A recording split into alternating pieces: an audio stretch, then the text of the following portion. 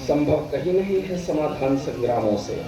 हम कोई लड़ाई के लिए एकदम वो थोड़ी ना है उतावले दुर्योधन की तरह कि नहीं युद्ध हो ही जाने दो, सुई की नोक भर भूमि नहीं देंगे। हम भारतीय लोग बड़े धैर्य से रहते हैं। राम जी ने जब लंका में समुद्र के उस तरफ डेरा डाल दिया, सारी तैयारी थी आक्रमण करने की, तो भी अंगद से कहा कि जाओ एक अवसर उसको दो, अगर वो अभी भी मान जाए रावण तो हम सीता को ले चले, उसको क्षमा कर देंगे। क्षमा वीरता का सबसे बड़ा प्रमाण है।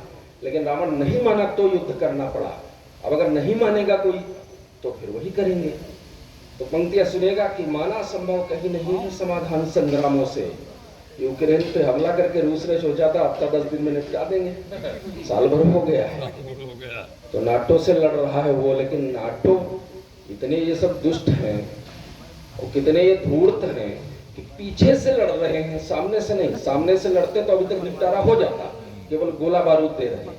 तो ऐसी स्थितियां हमारे देश में भी थी कि पीछे से वार हो रहा था। कहीं काशी में विस्फोट, कहीं अहमदाबाद में विस्फोट, कहीं दिल्ली में विस्फोट, कहीं अयोध्याबाद में, कहीं अयोध्या में विस्फोट, कहीं कहीं पूरे देश भर में बम विस्फोट हो रहे हैं। मुंबई हमला तो इतना भयानक हुआ, पीछे से हमला हो रहा है, लेकिन सामने लड़ने की हिम्मत नहीं है। पर सदैव ये नहीं चल सकता, और खासतौर से तब जब मोदी और योगी आ जाए तब तो बिल्कुल नहीं चल सकता। पंक्तियां सुनेगा कि माना संभव कहीं नहीं है समाधान संग्रामों से, कोई सुखी नहीं हो सकता हिंसक पूर्ण विरामों से। युद्ध किसी भी कारण के तो नहीं निवारण होते हैं, युद्ध किसी भी कारण के तो नहीं निवारण होते हैं, पर मानव भी कालचक्र के सम्यक चारण होते हैं। हिंसा वर्जित है, हिंसा वर्जित ही है बहुधा, किंतु सर्वथा वर्ज नहीं। वो लोग जो बताते हैं कि अहिंसा परमो धर्म, और वास्तव में आपको बताएं ये कहीं नहीं लिखा है। वो लोग कहते हैं ना कि गीता में लिख दिया अहिंसा परमो धर्म, आप पूरी गीता पढ़ लेना, कहीं नहीं लिखा। अच्छा, कुछ लोग हमारी तरफ के भी आ गए, उन्होंने कहा नहीं धर्म हिंसा तदैव च, लेकिन वो भी पढ़ते नहीं है, उन्होंने भी पढ़ा नहीं, क्योंकि वो लिखे नहीं है कहीं। अगर अहिंसा परमो धर्म होता तो राम जी धनुष बाण लेकर चलते। सब कुछ तो दान कर दिया था जब अयोध्या से चले थे, लेकिन धनुष बाण नहीं छोड़ा। सब कुछ आप रामायण पढ़िए, सब कुछ उन्होंने दान कर दिया ब्राह्मणों को बुला करके जब अयोध्या से चले वनवास के लिए, लेकिन धनुष बाण नहीं दान किया। और उनके राजा, उनके पूर्वज राजा रघु, जिनसे रघुवंश चलता है, वो तो एक वर्ष में जितना कर आता था वो सारा अपनी प्रजा में आवश्यक, जिनको आवश्यकता होती थी उनको बांट देते थे।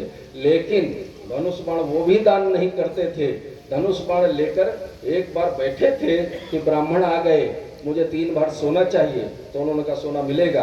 तो उन्होंने कहा कि कैसे आप देंगे, आपने तो सब कुछ दान कर दिया, अब आपके पास कुछ बचा नहीं। तो उन्होंने कहा हमने सब कुछ दान कर दिया, लेकिन हम क्षत्रिय हैं, हमारा धनुष बाण अभी भी हमारे पास है, हम किसी पर आक्रमण करेंगे और तुमको सोना देंगे। उन ब्राह्मणों ने कहा कि खाम खा किसी को रगड़ दोगे बिना मतलब, कोई अपराध किए बिना, तो ये भी तो गलत होगा। तो उन्होंने कहा नहीं चिंता न करो, ऐसे किसी को नहीं रगड़ेंगे, हम देवराज इंद्र पे आक्रमण करेंगे। हाँ, ये पौराणिक बात है। और देवराज इंद्र को देवर्षि नारद ने यह सूचना दी, तो उन्होंने कहा कि अरे हम युद्ध की नौबत ही नहीं आने देंगे। उन्होंने कुबेर को बुलाया, बोले जाओ जहां राजा रघु है वहां स्वर्ण की वर्षा कर दो। स्वर्ण की वर्षा कर दी गई। तो हम उस देश के रहने वाले लोग हैं, इसलिए पंक्तियां बढ़ता हूं, सुनिएगा। बैसवाड़ा के लोगों, मुझे प्यार देना, मुझे आशीर्वाद देना, मुझे विदाई की तालियां देकर विदा करना।